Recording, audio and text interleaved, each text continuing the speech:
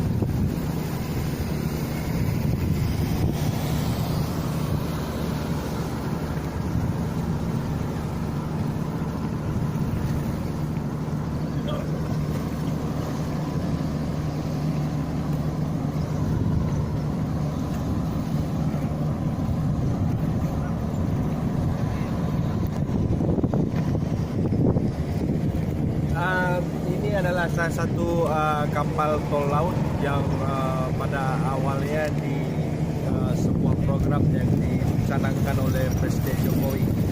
Dari tol laut ini masyarakat dapat mengirimkan barang ke seluruh pelosok Nusantara dengan biaya yang terjangkau. Untuk kapal tol laut ini sendiri bernama Sabuk Nusantara 110. Dia melayani trayek dari Kurung Raya, Sabang, Calang, sampai ke Nagan dengan rute perjalanan jadwalnya itu 10 hari sekali, dan ongkosnya juga terbilang cukup murah, di bawah 10.000.